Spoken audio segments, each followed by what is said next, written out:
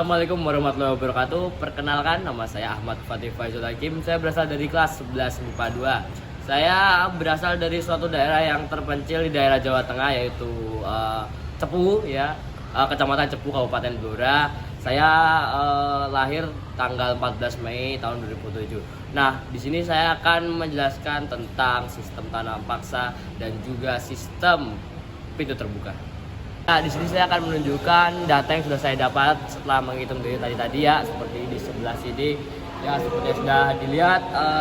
Berat nadi itu dari awal, dari mulai pemanasan itu turun, tapi udah mulai jogging sama lari tiba-tiba naik ya. Jadi itu pada saat menghitung denyut nadi, ternyata tingginya denyut nadi disebabkan oleh kecepatan dan nafas yang tinggi.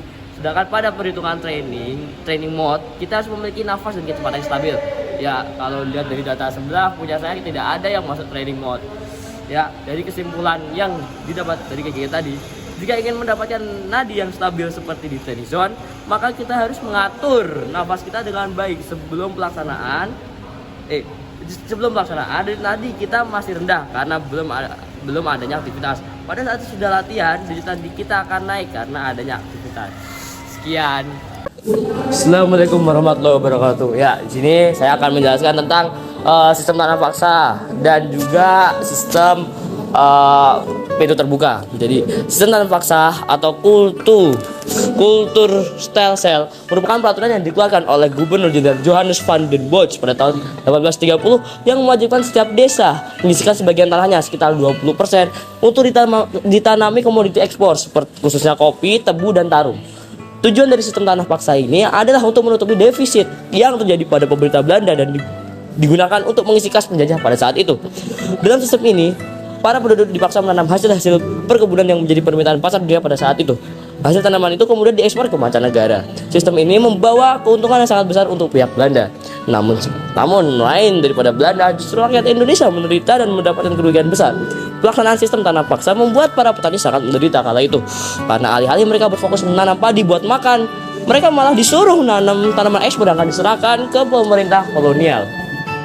Di balik dampak negatif yang sudah dialami rakyat Indonesia, ada beberapa dampak positif dari sistem tanam paksa ini. Seperti yang pertama, rakyat Indonesia mengenal berbagai jenis, menanam jenis-jenis tanaman baru. Yang kedua, meningkatnya jumlah uang yang beredar di pedesaan sehingga menimbulkan rangsangan bagi tumbuhnya perdagangan di pedesaan. Yang ketiga, munculnya tenaga kerja yang ahli dalam kegiatan non pertanian yang terkait dengan perkebunan dan pabrikan di pedesaan. Namun penerapan sistem paksa ini di Indonesia ini mendapatkan pertentangan dari kaum liberalis dan humanis Belanda. Kaum liberalis kemudian memenangkan suara di parlemen Belanda sehingga di Indonesia mulai berlaku sistem politik yang baru, yakni sistem politik kolonial liberal atau politik pintu terbuka. Politik pintu terbuka adalah sebuah sistem di mana pemerintahan memberikan kesempatan seluas-luasnya bagi pihak swasta untuk menanamkan modalnya di Indonesia. Pada periode ini, tanah dan tenaga kerja dianggap sebagai milik perorangan atau milik pribadi. Tanah rakyat dapat disewakan dan tenaga kerja dapat dijual. Oleh karena itu, terdapat kebebasan dalam memanfaatkan tanah dan tenaga kerja. Dalam mencapai tujuan tersebut, pemerintah Belanda ternyata juga mengeluarkan beberapa undang-undang yang untuk mendukung sistem ini. Ya, undang-undangnya adalah sebagai berikut. Yang pertama, Undang-Undang Gula. Undang-undang gula ini memiliki beberapa isi pokok, di antara lain adalah: pertama, perusahaan gula milik pemerintah akan dihapus secara bertahap untuk membuka monopoli pada gula. Yang kedua, pada tahun 1991 semua perusahaan gula milik pemerintah harus sudah dibubarkan atau diambil alih oleh swasta. Tujuan dari dibentuknya Undang-Undang Gula ini adalah untuk memberikan kesempatan sebesar-besarnya kepada pengusaha dan juga masyarakat pribumi untuk mengembangkan usahanya.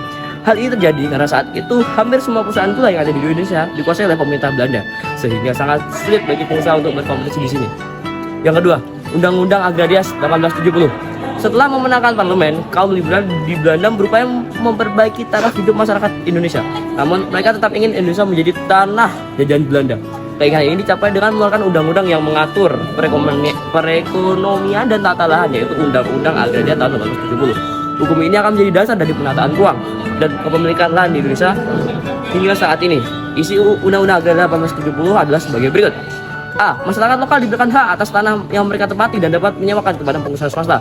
B. Pengusaha bisa memberi hak pengelolaan tanah dari gubernur atau pemilik tanah lokal dalam waktu sewa 75 tahun.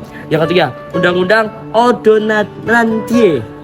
Isinya antara lain adalah: pertama, diadakan peraturan untuk melindungi pekerja Yang kedua, awalnya hanya di Sumatera Timur, tapi sekarang mulai menyebar ke daerah luar Jawa. Yang ketiga, untuk memberi kekuatan peraturan dimasukkanlah hukuman. Nah, dari penjelasan sistem terbuka tadi muncullah beberapa dampak positif dan negatif di sistem pintu terbuka.